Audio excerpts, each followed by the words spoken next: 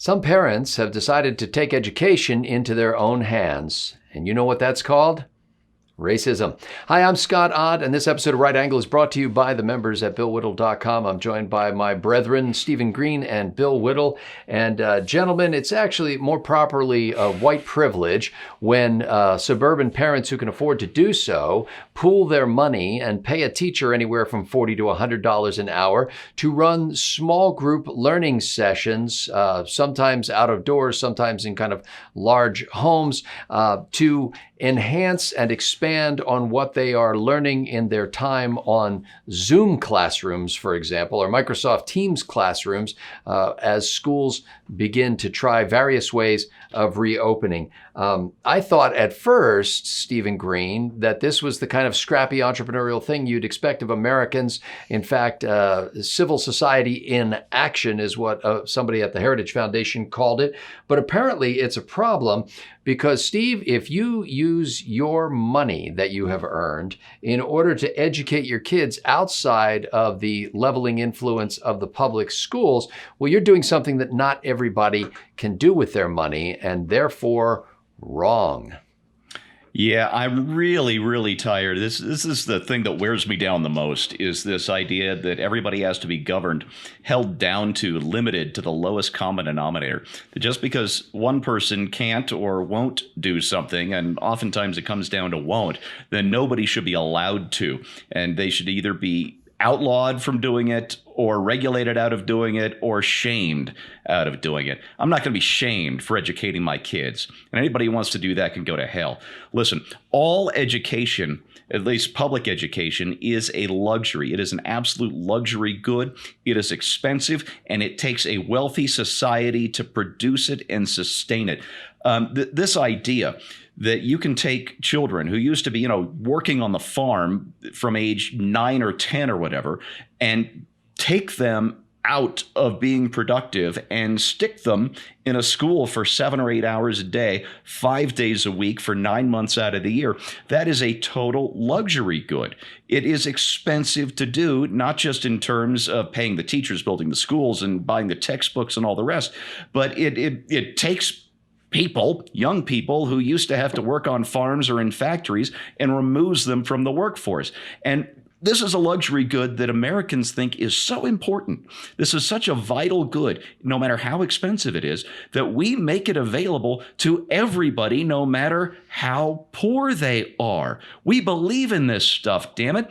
And we've got these city schools that we pour all this money into that aren't producing the educational results that we expect, that we need in order to maintain a society wealthy enough to afford this immense luxury good called education. And it's a damn shame.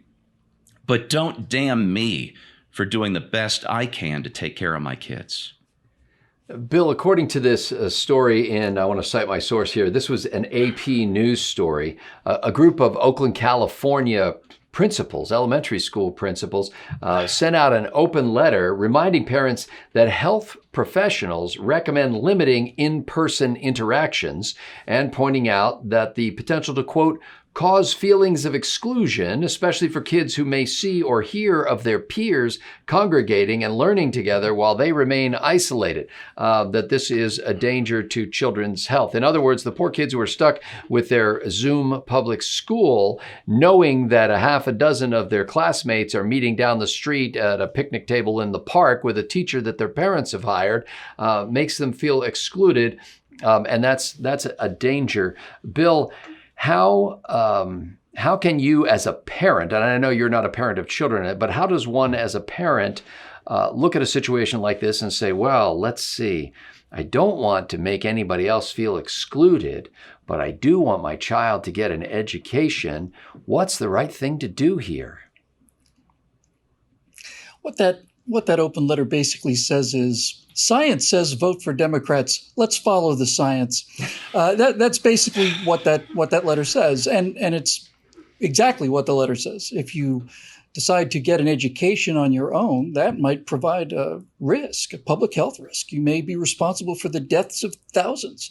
If you decide to educate your children on your own, that means more than one people in one place and more than one person in one place. And God knows how many deaths might result from that. So why don't you just do what everybody else is doing? And that way we can keep the indoctrination nice and clean in little packages and vote Democrat, because that's what the science says. There's an inherent conflict in this whole thing, Scott, and it takes somebody simple-minded like myself to be able to point it out to people, because all the really big truths are actually very simple. If they're saying that people are going to someplace other than the public school system to improve their education, then they're saying that the public school system is not providing an education, when we all know, if you listen to the progressives, the American public school system is simply the best education you possibly can get. It's the homeschool kids who are deprived. Homeschool kids are deprived of the social contact that you get when being knifed in a hallway, let's say. It's the homeschool kids that are deprived of having somebody throwing rocks at the teacher in the middle of a school classroom, or shouting obscenities or getting into fist fights and so on with a teacher who says something you don't like. That's what they're being deprived of. So the mere admission that this is somehow a benefit, your kids have public school and our kids have public school, but your kids have public school plus, that's not fair to our kids. What's it say about the public schools? It says exactly what everybody knows is true about the public schools. It used to be the envy of the world. People from all around the planet used to come to America in the 1800s, late 1700s, 1800s, to see an educated population that was educated free of charge, as Steve pointed out. But progressives took over that system, and the reason they did it is actually pretty easy to understand. If you have a good education in a public school and you learn about America, you learn that America has many faults, but you also learn that America has many unique virtues. And that's not good if you want to take over the country and change it. But more importantly, if you get a good education in a public school, then chances are you'll go out and have a decent job. You have a decent job and get married, and they teach you some civics like they used to. And those educational movies that everybody used to mock, like how to wash your hair or what to do on a first date, which everybody laughed at, were actually trying to tell you how to do some fundamental things. So if you get a good education in a public school, basically, then you go out and get a good job. But if you get a good job, then you'll probably have a decent house. If you have a decent house, you're going to pay income tax and property tax, and then you'll vote Republican. And that's not allowed, because the science says that that's bad. So in order to maintain an entire population that is dependent on the government, the job of public education is to make sure that nobody knows how to do anything when they get out of public schools. That way, they can't be employed and they can't succeed. And that way, they'll be dependent on the government. And since they'll be dependent on the government, that means they'll be voting Democrat. And if you think it's cynical, you're right. But that's just that simple. It's just actually, honest to God, that simple. And just a day or two ago, some state or something called made an open call saying we shouldn't teach history anymore. Yeah. That history has nothing to teach us, and that it's just essentially the vast repository of racism and privilege. And I fully support this measure 100%, because the so-called history that's being taught in those public schools is so far away from real history that if they were to abandon the indoctrination classes that they're calling history, that'd be a net gain for the students involved there. And this is the world we find ourselves in. So I say these parents who are purchasing a tutor for an hour, maybe a week, are going to find that their kids learn more in that hour than they do in the 20 or 30 hours that they'll spend in the public school Zoom session. And maybe they'll take that to its logical conclusion.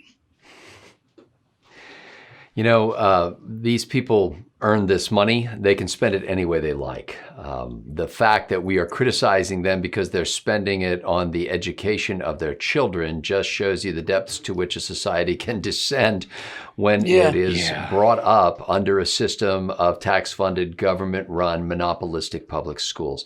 And that's really the heart of the matter right here. The reason why a bunch of Oakland elementary school principals would write a public letter making it sound like it's a scary thing or a health hazard word to the remaining children for you to hire a tutor with a couple of your neighbors and get together and enhance the experience that they have in their public school education just shows me that they are reacting like any other monopoly does. They're trying to crush any potential competition. They're trying to make sure that any competition that does arise must be disparaged and besmirched and made to feel like some sort of fringe, weird behavior to scare as many people as possible out of it. Because the great fear that they have is that competition will arise and prove successful. That's why they're against homeschooling. That's why they're against private schooling. That's why they are against voucher programs that let parents choose where they want to have their child educated. And that's why they have to be against these learning pods. I want to say that it was Japan. I read a story a year or two ago that in Japan, where parents are really driven to get their kids to pass these really high stakes exams that they have so that they can get into a good school. And, they've got a really rigid career path they have to follow academically, actually pay to have teachers teach their kids online, and that these teachers who have become rock stars of education are highly compensated for doing so because parents find that they're really effective at preparing them. That mindset is so utterly alien to the public school system in our country. For some reason, we think that in order to open our doors to everybody, we need to make sure that the teacher's lounge door is open to everybody as well. And so that we will accept them regardless of their ability to teach.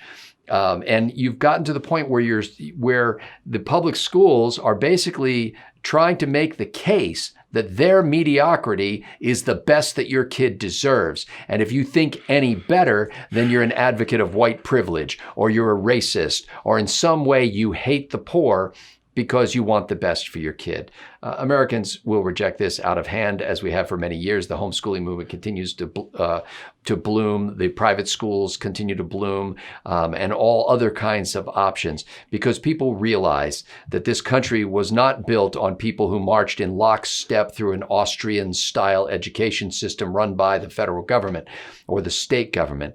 That this country was built and its foundations were laid by some of the most brilliant people who ever lived, most of whom learned to read and write and cipher on their mother's knee from her mouth. For Bill Whittle and Stephen Green, I'm Scott Ott. Thanks to the members at BillWhittle.com for making this possible.